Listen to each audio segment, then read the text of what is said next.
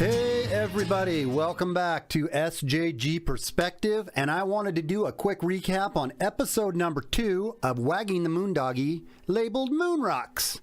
And in that episode, if you didn't catch it, we talked about the following. We talked about moon rocks, how debunkers like to say, hey, if we went to the moon, or if we didn't go to the moon, why do we have moon rocks? And I very easily and quickly explain how moon rocks, it's kind of interesting to know, are not only found on the moon. Actually, Antarctica is a really good spot for moon rocks.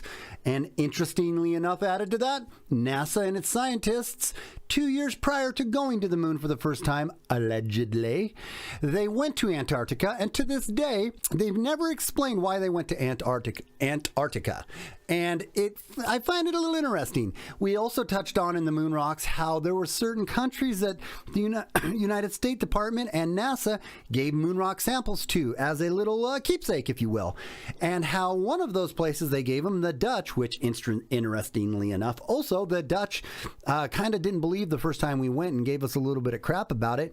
The Dutch one time, or the Dutch eventually got their moon rock tested, and it turned out to be petrified wood. So we talk about the moon rocks and how NASA is the only one who has a control rock to test all other moon rocks against, which, as we're starting to find out, NASA is less than credible and reliable in the information they've been giving us. Moving on, we also talked about the equipment that was left behind, how we have pictures now of the equipment that was on the moon, and how those pictures are less than convincing. They look like little dots on the moon, little white dots, maybe like a little pimple that needs to be popped. And they're very, very grainy, very from a distance. There is no up-close picture of them.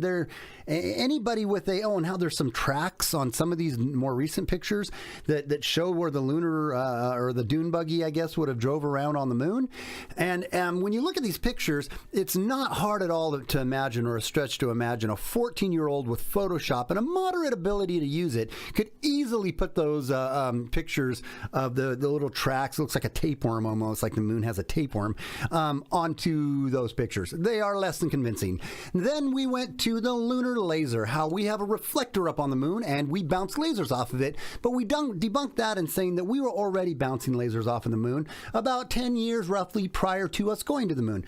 Both MIT did it and the Russians did it. So having a reflector allegedly up on the moon really proves nothing. Lunar module, we touched on the lunar module and how the lunar module looks like it is cobbled together with sheet metal and old air conditioning parts and tin foil and some mylar Christmas wrapping, and how we're supposed to believe that contraption flew to the moon, landed on the moon, took off of the moon, connected again with the lunar, the lunar module that was orbiting the Earth at the moon at 4,000 miles an hour. That it blasted off with the samples and with their dune buggy and with all the other stuff. Blasted off, went up 69 miles up into the atmosphere of the moon, which, well, the moon doesn't really have an atmosphere, but you mean what I know. And it reconnected with the module going 4,000 miles an hour around the moon. It's pretty freaking hard to believe.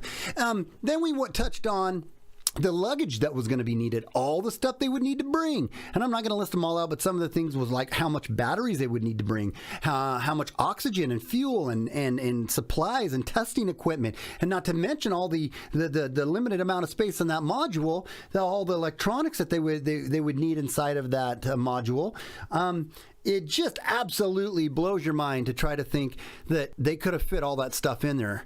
And to top it all off, they brought a dune buggy. We touched on the dune buggy and how NASA says this 10-foot long dune buggy, how they got it on the moon was not on a luggage rack, which, could have made more sense, actually.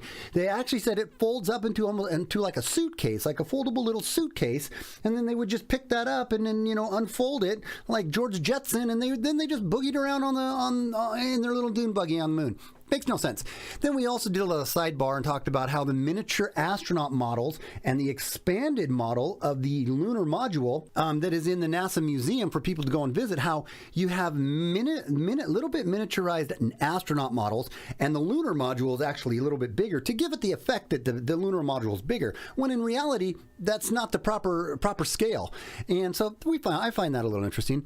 And then here's probably one of the things that is, to me, one of the most mind-blowing, is that we had perfect execution. We talked about the execution of our moon landings and how we had no way to test this before going. We had no place on Earth to test if this theoretical ideas and these theoretical design of this module was actually going to work when we got up to the moon, because we'd never been there before. And we planned it all out, and they landed it flawlessly 6 times. They did it 6 times flawlessly, and then we know one of them wasn't so flawless. Tom Hanks showed us that one in Apollo 13. But at any rate, that's some of the things we touched on in episode number 2 of Wagging the Moondoggie, Moon Rocks. And I hope you go and check it out and you watch it. I have another, 12 episodes I'm going to do, a total of 14 in completion.